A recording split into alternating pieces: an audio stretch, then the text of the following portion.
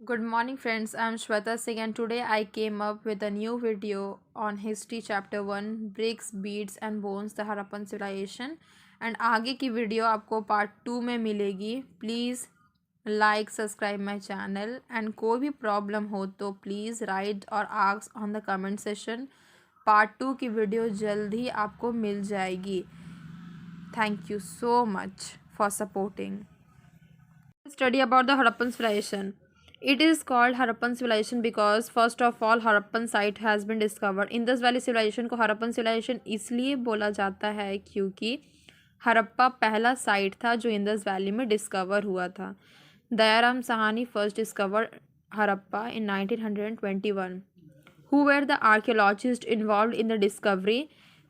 First one was Dayaram Sahani, who discovered Harappa in 1921. He was the first one. Who was the second one? R.D. Banerjee was the second one to discover Mohenjo-daro or Mound of Dead in 1922. R.D. Banerjee ने मोहनजोदारो को discover किया और मोहनजोदारो को mount of dead भी बोला जाता है और इसका डिस्कवरी कब हुआ? इन 1922 में. They discovered under the leadership of Sir John Marshall, Director General of Archaeological Survey of India from 1902 to 1928. ये सारा डिस्कवरी किसके अंडर में हुआ था? लीडर कौन था? John Marshall.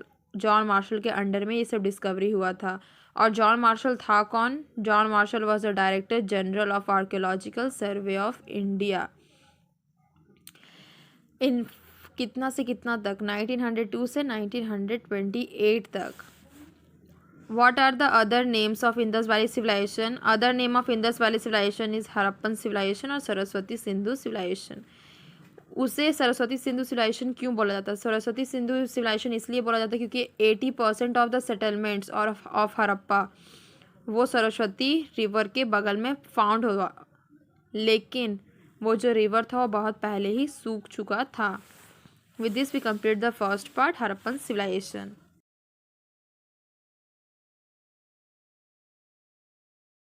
Now we will study about subsistence strategy. First, we will study that what is the meaning of subsistence strategy. Subsistence strategy means through which a society or a family satisfy its basics need. Basic एक पूरा society को और एक family को basic need में किस चीज़ की ज़रूरत होती है? सबसे पहले कि फूड, ठीक है. फिर हम लोग को ऑक्यूपेशन पढ़ना कि आखिर हम लोग को ऑक्यूपेशन क्या था जिससे वो लोग को फूड का प्राप्ति हुआ. Agriculture, then domestic animals they domesticated etcetera.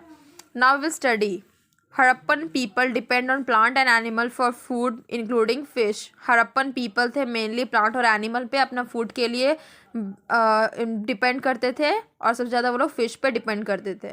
They used wooden plough का which traces have been found from Kalibangan. वो लोग वुडन प्लाव का भी यूज़ करते थे.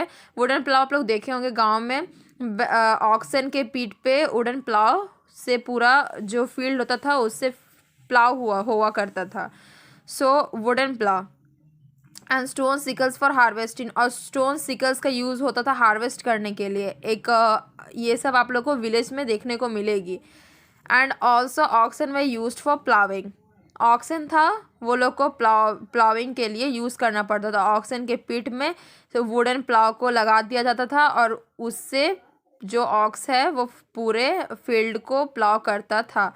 Crops way produced wheat, barley, date, peas, sesame, mustard, millets from Gujarat, rice hugs from Lothal and Rangpur.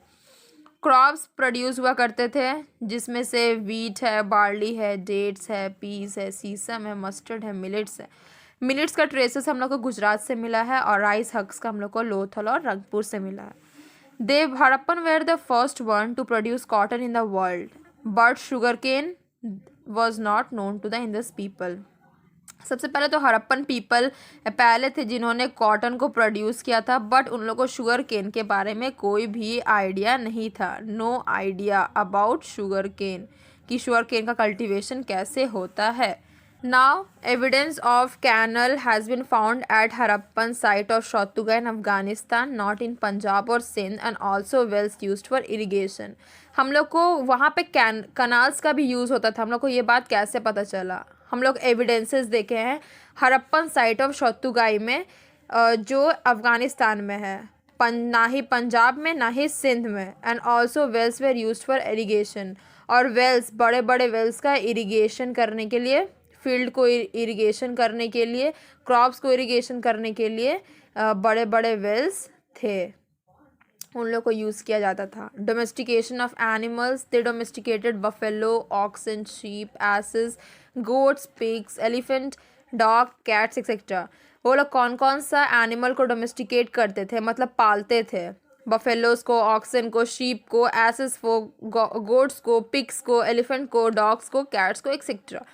Camel bones are reported at Kalibangan and remains of horses from Surkotada. जो camel bones है वो लोग को कहाँ से मिला? कालीबंगान से कैमल बोन्स का वो लोग को ट्रेसेस मिला। और उन लोग को हॉर्सेस का बहुत सारा रिमेन्स, मतलब बोन्स, यू कैन से, मतलब जैसे पहले मिट्टी के अंदर सब दबा होता था, तो ड्यूरिंग एक्सकवेशन वो सब बाहर आता था। तो हॉर्सेस का जितना भी रिमेन्स था वो लोग को शुरको टोडा से मिला। With this we complete our subsistence strategies.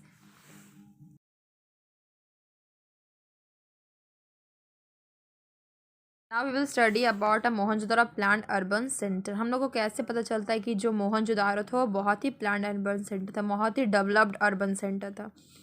First point, towns were divided into two parts, upper part और citadel and lower part known as lower town. जो टाउन्स था मोहनजोदारो टाउन, वो टू पार्ट्स में डिवाइडेड था। फर्स्ट पार्ट को citadel बोला जाता था और सेकेंड पार्ट को lower town. Citadel was in height as compare to lower town. Citadel मतलब मान लो कि सिथाडेल है, ठीक है, और ये लोअर टाउन है, मतलब जो सिथाडेल था वो लोअर टाउन से थोड़ा हाइट में था। Constructed on mud brick platforms and walled around it which is different from lower town. सबसे पहला कि जितना भी हाउसेस था सिथाडेल का, वो जो सिथाडेल था वो खुद ही मड ब्रिक प्लेटफॉर्म में खड़ा था। मतलब देखना, पहले मतलब मड से बना हुआ प्लेटफॉर्म है, उसके ऊपर सिथाडेल बिल्ट है और चारों तरफ से वॉल से घिरा हुआ है। Houses were made with burnt bricks with dimension 4:2:1। जो हाउस था वो बर्न्ड ब्रिक्स से बनाया जाता था और बर्न्ड ब्रिक्स का रेशियो कितना था? 4:2:1। अंडरग्राउंड ड्रेनेज सिस्टम, आप लोग को इससे पता चलता है कि वहाँ पे कितना वेल डेवलप्ड सिस्टम था, कि वहाँ पे अंडरग्राउंड ड्रेनेज हुआ करता था। इससे हम लोग को ये भी पता चलता है कि उस समय का जो हड़प्पन पीपल था वो लोग अपना क्लीनिनेस को कितना ध्यान में रखता था, जिससे वो लोग ड्रेन्स भी कंस्ट्रक्ट किया। Streets with drains made first then houses built along them. सबसे पहले वो लोग अपना सफाई को ध्यान में रखते हुए स्ट्रीट्स के जस्ट बगल में ड्रेन्स बनाता था, उसके बाद वो लोग हाउस कंस्ट्रक्ट करता था। Town planning was in a form of grid. जो टाउन प्लानिंग था वो ग्रिड के फॉर्म में था, ग्रिड के फॉर्म में। और देखना, ग्रिड का जो हर एंगल है वो 90 डिग्री पे इंटरसेक्ट करता है। और इसी के साथ हम लोग मोहनजोदारो और प्लान्ड अर्बन सेंटर पूरा ख़त्म करते हैं।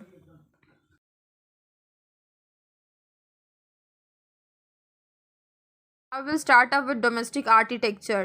What is the meaning of domestic architecture? कि वहाँ के houses या buildings कैसा हुआ करता था। Courtyard at centre with rooms all around it. सबसे पहला कोर्टयार्ड का मतलब क्या होता है? खुला मैदान। कोर्टयार्ड का मतलब होता है खुला मैदान। एक खुला मैदान हुआ करता था और उसके खुला मैदान के चारों तरफ रूम्स हुआ करते थे। No windows at the ground level. Ground level means नीचे की तरफ कोई भी विंडो नहीं रहता था, मतलब जो सन का रोशनी एंटर नहीं करना चाहिए। Every house has its own bathroom with drains connected to the street drains. हर एक हाउस में खुद का बाथरूम होता था और जितना भी बाथरूम्स था वो सब नाली ड्रेन से कनेक्टेड हुआ करता था। Some houses have staircases to reach on the roof. हम लोग को इसी से पता चलता है कि वो 2 स्टोरी बिल्डिंग्स हुआ करता था स्टेयर केसेस से, ताकि स्टेयर केस से वो लोग ऊपर जाए। और जो 2 मंजिला होता था, तो सबसे पहले जो फर्स्ट फ्लोर था ग्राउंड लेवल की तरफ, वहाँ एक भी विंडो नहीं होता था, एक भी विंडो नहीं। Many houses had wells in the room which is used to go outside, estimated around 700 wells in Mohenjo-daro. बहुत मतलब सारे घरों में वेल्स हुआ करते थे, हर एक रूम में वेल्स होता था, जिससे हम लोग को पता चलता है कि पूरे अगर आप बाहर जाओगे तो आपको पता चलेगा कि पूरे मोहनजोदारो में 700 वेल्स था। इसी के साथ हम लोग अपना डोमेस्टिक आर्किटेक्चर पूरा कंप्लीट करते हैं।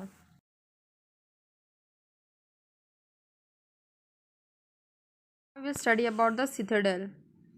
सबसे पहला कि citadel was generally used for public purposes, means public meetings के लिए यूज़ होता था, including with warehouses. Warehouses का मतलब क्या होता है? गोदाम। Having lower part with brick and upper part made of wood which decayed long ago. कुछ भी चीज़ अगर वुड से बना हो तो हम लोग को पता है ना कि वो जल्दी ही सड़ जाता है या डिके कर जाता है। And the great bath. Now we'll study about the Great Bath. The Great Bath was a large rectangular tank in a courtyard surrounded by a corridor on all the four sides. सबसे पहला कि एक great bath है वो large rectangular, बड़ा सा rectangular tank है, ठीक है, और उसके इन अ कोर्टयार्ड। कोर्टयार्ड का मतलब खुला एरिया और खुला ground, surrounded by corridor on all the sides, चारों तरफ से हॉलवेज। कॉरिडोर का मतलब क्या होता है? हॉलवे, मतलब चलने की जगह, हॉलवे। और all the four side there were 2 stairs in the north and south side. Great bath में 2 स्टेयर्स है, एक नॉर्थ साइड से एक साउथ साइड से, एक इस साइड से और एक इस साइड से। There were rooms on the 3 sides and large wells on the 4th side. Room मतलब ग्रेट बाथ के तीनों तरफ रूम्स होते थे और जो चौथा साइड है वहाँ पे एक बड़ा सा लार्ज वेल हुआ करता था। Water from tank flowed into the drains. जब जो वाटर रहता था ग्रेट बाथ में, जब वो गंदा हो जाता था तो through a drains it was flowed out of the great bath एंड फिर वाटर को पाइपलाइन से फिर टैंक में भरा जाता था।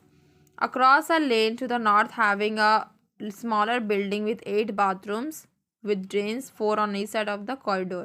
हम लोग पढ़ेंगे कि जितना भी बाथरूम्स, मतलब सबसे पहला कि स्मॉल बिल्डिंग नॉर्थ की तरफ लाई करता था, नॉर्थ की तरफ स्मॉलर बिल्डिंग हुआ करता था मोहनजोदारो में, और 8 बाथरूम्स, पूरा मोहनजोदारो में 8 बाथरूम्स था, हर एक साइड में 4 और दूसरे साइड में 4, तो टोटल 8 बाथरूम्स। और हर एक bathroom was connected with a drain. हर एक बाथरूम के साइड में ड्रेन होता था जिससे वाटर और वेस्ट बाहर जाता था। With this we complete the full citadel part. पूरे सिटाडेल पार्ट में बहुत सारी चीज़ को ध्यान में रखना होगा कि पहला सिटाडेल पब्लिक पर्पस के लिए यूज़ होता था। वेयर हाउसेस था, मतलब वहाँ गोदाम भी था, और it's upper part was made of would, जो कि बहुत पहले सड़ गया। और उसके बाद फिर ग्रेट बाथ, हम लोग को फिर ग्रेट बाथ के बारे में पढ़ना होगा। ग्रेट बाथ क्या था? रेक्टेंगुलर टैंक था, उसके चारों तरफ कॉरिडोर था और 2 स्टेयर केसेस था, एक नॉर्थ की तरफ से एक साउथ की तरफ से। उसके बाद तीनों साइड रूम्स थे और एक साइड बड़ा सा वेल था। और वाटर था टैंक का, वो गंदा होने के बाद ड्रेन्स की तरफ फ्लोड आउट हो जाता था और फिर थ्रू अ पाइपलाइन और tank it is filled up in the great bath. और सबसे पहला कि एक स्मॉलर बिल्डिंग्स नॉर्थ की तरफ ले करते थे और 8 बाथरूम्स हुआ करते थे, 4 बाथरूम्स इन ईच साइड, और हर एक बाथरूम ड्रेन से कनेक्टेड था जिससे वेस्ट बाहर आ जाता था। स्टडीज ट्रैकिंग सोशल डिफरेंसेस, मतलब अब हम लोग हम लोग को कैसे पता चलेगा कि हड़प्पन में भी सोसाइटी डिफरेंसेस होता था। सोशल मीन सोसाइटी में डिफरेंसेस होता था। ब्यूरियल्स का मतलब क्या होता है? मरने के बाद जहाँ पे हम लोग डेड बॉडी को बरी करते हैं उसको ब्यूरियस बोला जाता है। Generally practice was placing the dead body in north south direction. सबसे पहला है कि इट्स अ प्रैक्टिस, मतलब ये प्रैक्टिस है हर एक डेड बॉडी को ब्यूरियल में नॉर्थ साउथ डायरेक्शन में प्लेस करने का। नॉर्थ साउथ डायरेक्शन मीन्स सीधा प्लेस करने का। इन हड़प्पन साइड डेड वे जनरली लेड इनटू पिट्स। हड़प्पन में मेनली, अभी हम लोग को क्या होता है, अभी अभी तो हम लोग जला देते हैं, हिंदू जलाते हैं, मुस्लिम दे बरी एंड ऑल दैट। तो उसी तरह जो हड़प्पन थे वो लोग बरी करते थे, डेड बॉडी को पिट्स में एक गड्ढा खोदते थे और डेड बॉडी को बरी कर देते थे। In some cases some pits were made with BRICS.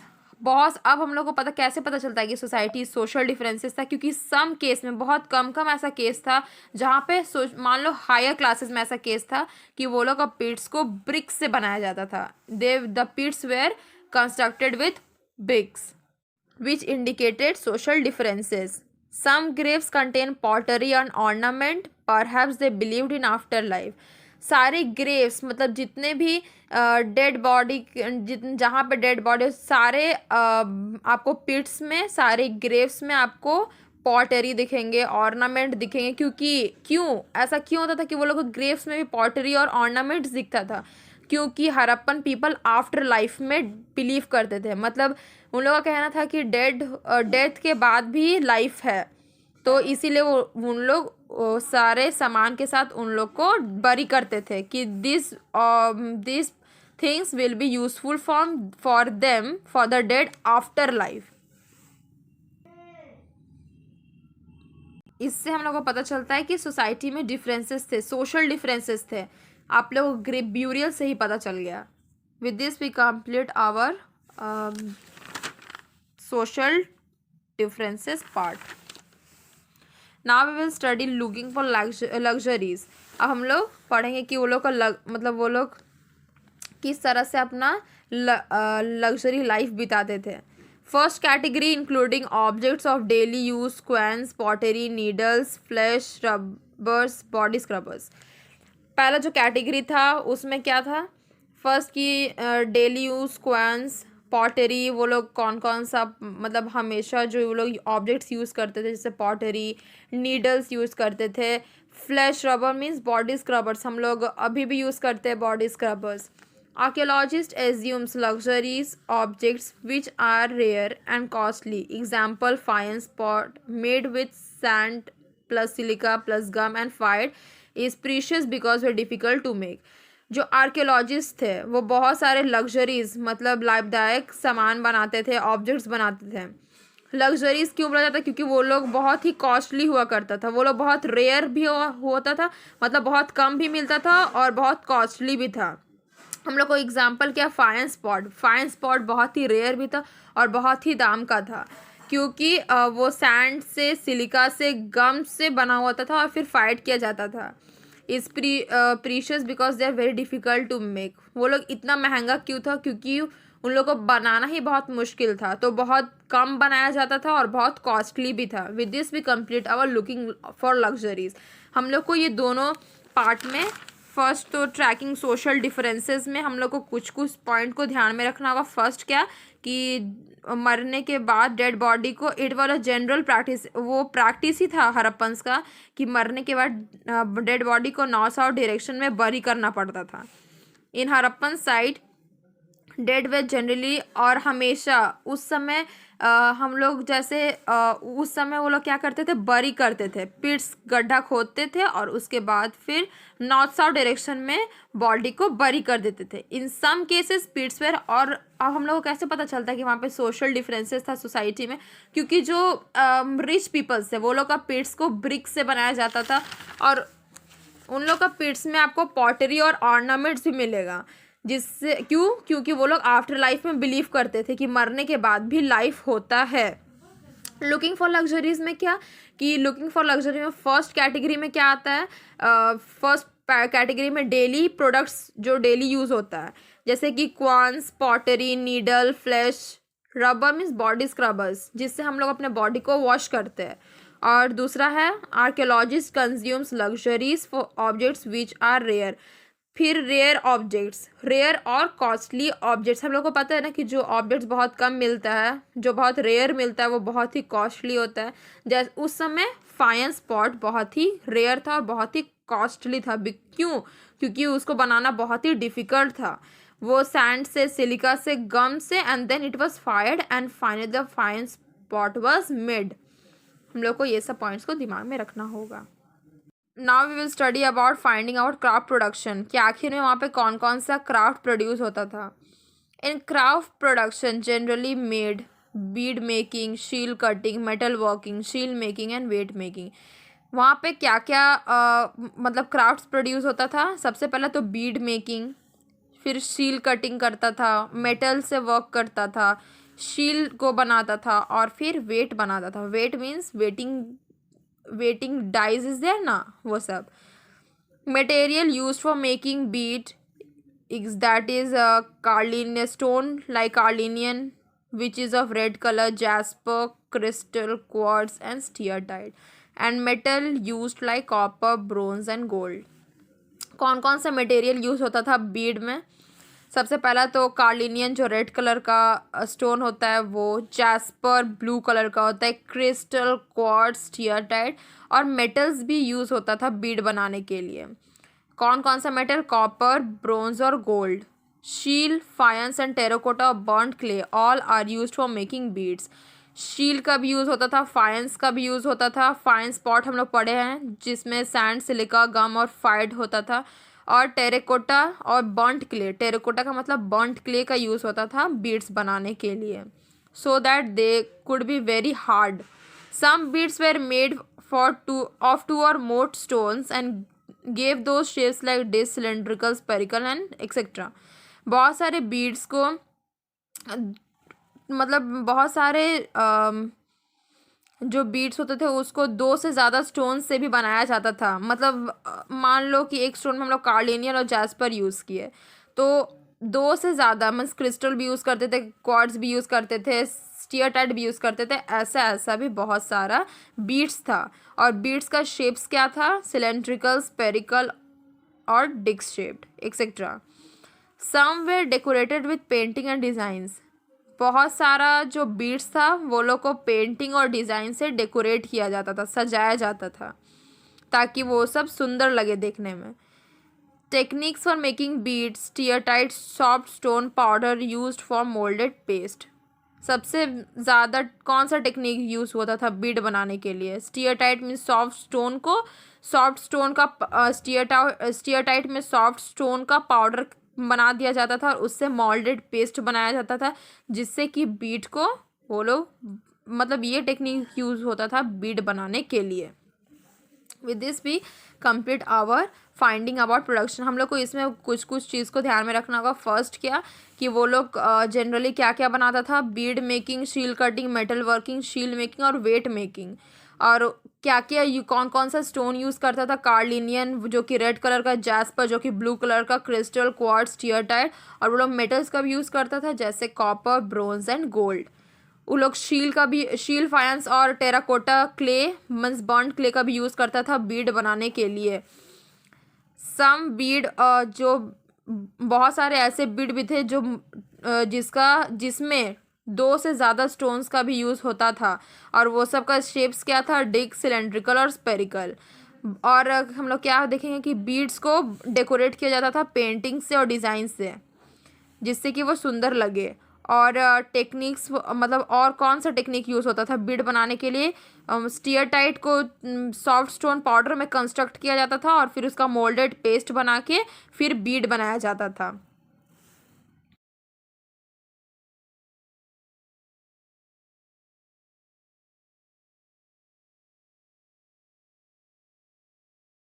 Study strategies for procuring raw materials. अब हम लोग को रॉ मटेरियल्स कहाँ से मिलता था. Transportation. Terracotta toy suggested important transporting good and people across land routes. Terracotta toy आप लोग देखे होंगे. टेराकोटा टॉय होता था जिसको मतलब यूज़ किया जाता था ट्रांसपोर्ट करने के लिए एक प्लेस से दूसरा प्लेस तक. Ships and boats on seals, river routes for transporting goods. Ships और बोट्स का भी यूज़ होता था सील्स को एक जगह से दूसरा जगह रिवर रूट्स के थ्रू लाने का. With this we complete our subsistence strategies for procuring raw materials. We have to keep two things in mind कि टेराकोटा टॉय का यूज़ होता था ट्रांसपोर्ट करने के लिए, लैंड रूट्स में ट्रांसपोर्ट करने के लिए टेराकोटा टॉय का यूज़ होता था और रिवर रूट्स में ट्रांसपोर्ट करने के लिए शिप्स और बोट्स का.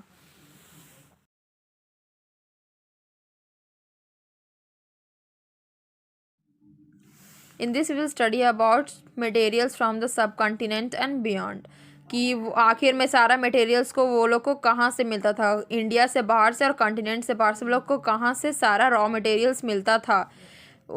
Harappan got material from Nageshwar and Balakot for shell, वो लोग को शील कहाँ से मिलता था, नागेश्वर से और बालाकोट से। और लैपिस लाजुली और ब्लू स्टोन वो लोग को कहाँ से मिलता था, शौतुगाई से। शौतुगाई कहाँ है, अफगानिस्तान में। Lothal, carnelian and स्टीयरटाइट and metals from Rajasthan and Gujarat, वो लोग को कार्लिनियन कहाँ से मिलता था, लोथल से। और स्टीयरटाइट कहाँ से मिलता था, लोथल से। और मेटल्स उन लोगों को कहाँ से मिलता था, राजस्थान से और गुजरात से। Another strategy for getting raw materials was to send expeditions to Khetri region of Rajasthan for copper and South India for gold. वो लोग दूसरा स्ट्रैटेजीज क्या था कि वो लोग अपना जो अभियान दल था वो लोग खेतरी रीजन में भेजता था, और फिर वहाँ से वो लोग राजस्थान से वो लोग कॉपर लेके आता था और साउथ इंडिया से वो लोग गोल्ड लेके आता था। अपने कुछ कुछ आदमियों को भेजता था वहाँ पे और वहाँ से सामान को ट्रांसपोर्ट करता था। Harappan steatite microbeads found in Khetri area indicate people of Jodhpur Ganeshwar Jodhpur culture supplied copper two Harappa. हम लोग को जब हरप्पन स्टीयरटाइट, जब हम लोग छोटे छोटे हरप्पन स्टीयरटाइट्स देखे, जो माइक्रोबीड्स देखे, तो जो खेतरी रीजन में फाउंड होते थे, हम लोग को क्या पता चलता है कि जो गणेश्वर जोधपुर कल्चर के पीपल से वो लोग हरप्पन्स को सप्लाई करते थे कॉपर, जिससे उन्होंने स्टीयरटाइट माइक्रोबीड्स बनाया था। What is Ganeshwar Jodhpur culture? In the Khetri area archaeologist found a new culture and called its as a Ganeshwar Jodhpur culture. Khetri region, जो राजस्थान में जो खेतरी रीजन है, वहाँ पे उन्होंने एक नया कल्चर देखा, और वो कल्चर को उन्होंने क्या बोला, गणेश्वर जोधपुर कल्चर। हम लोग को materials from the subcontinent and beyond में कुछ कुछ चीज़ों को बहुत ही ध्यान में रखना होगा। फर्स्ट ये कि जो हरप्पन थे उन लोग को मटेरियल्स कहाँ से मिलता था, जैसे कि शील वो लोग को नागेश्वर और बालाकोट से मिलता था। लैपिस लाजुली और ब्लू स्टोन वो लोग को शौतुगाई से मिलता था। कार्लिनियन वो लोग को लोथल से मिलता था। और स्टीयरटाइट और मटेरियल्स वो लोग को राजस्थान और गुजरात से मिलता था। और उन लोगों ने और कौन सा उपाय लगाया मटेरियल्स लाने का? उन्होंने अभियान दल, मतलब अपने कुछ आदमियों को भेजा राजस्थान के खेतरी रीजन में, जहाँ से उन्होंने कॉपर लाया, और कुछ कुछ लोगों को साउथ इंडिया में भेजा था, जहाँ से उन्हें गोल्ड मिला। हरप्पन स्टीयरटाइट माइक्रोबिट्स, उसके बाद फिर जब उन्होंने हरप्पन का जो बीड्स देखा, जब वो लोग बीड मेकिंग करते थे, तो जब उन्होंने हरप्पन का बीड्स देखा तो उन लोग को समझ में आया कि जो गणेश्वर जोधपुर कल्चर के लोग थे वो लोग हरप्पन्स को कॉपर सप्लाई करते थे। और गणेश्वर जोधपुर का मतलब क्या होता है? वो पीपल्स से जो राजस्थान के खेतरी रीजन में फाउंड होते थे, और आर्कियोलॉजिस्ट ने उनको फाउंड किया और उन्होंने देखा कि एक नया कल्चर है, तो उन्होंने वो नया कल्चर का नाम रख दिया Ganeshwar Jodhpur culture. With this we complete the material from subcontinent and beyond.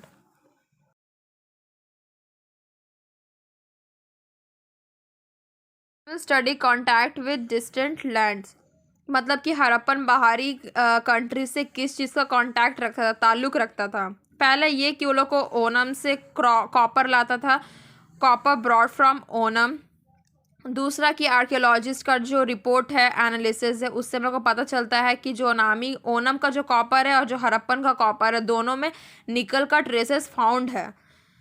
Large Harappan jar coated with black clay has been found at ओनामी साइड पे मतलब आर्कियोलॉजिस्ट को हरप्पन जार मिला, और हरप्पन जार जो था वो पूरा ब्लैक क्ले से कोटेड था, और उसमें डिज़ाइंस बना हुआ था, जिससे हम लोग को पता चलता है कि the pot was or the jar was attractive. Mesopotamian site also contain traces of nickel. जो मेसोपोटामिया का जो साइट है वहाँ से आर्कियोलॉजिस्ट को निकल का भी ट्रेजेस मिला है। और उन लोग को ये भी पता चला है कि मेसोपोटामियन पीपल हड़प्पन सील का, वेट का और डाइस और बीट्स का भी यूज़ करते थे। मतलब आप लोग को अब पता चलेगा कि वो लोग को एक कंट्री से दूसरा कंट्री से किस चीज़ का ताल्लुक़ रखता था। क्या पहला तो जो हड़प्पन्स थे वो ओनम से कॉपर के लिए ताल्लुक़ रखते थे। और हम लोग को ये रिपोर्ट से भी, आर्कियोलॉजिकल रिपोर्ट से भी पता चलता है, क्योंकि जो ओनामी का जो कॉपर था और जो हड़प्पन जो कॉपर यूज़ करते थे, दोनों में निकल का ट्रेसेस मिला है। और जो हड़प्पन जार था, ओनामी साइट में वो लोग को एक बड़ा सा हड़प्पन जार भी मिला है जो कि ब्लैक कलर से कोटेड था। मेसोपोटामियन साइट में वो लोग को निकल का ट्रेसेस मिला है। और आर्कियोलॉजिकल का फाइंड से वो भी पता चलता है कि जो हड़प्पन की जो मेसोपोटामियन पीपल थे वो हड़प्पन जार यूज़ करते थे, हड़प्पन सील यूज़ करते थे, हड़प्पन वेट यूज़ करते थे, हड़प्पन डाइस यूज़ करते थे और हड़प्पन बीड्स यूज़ करते थे।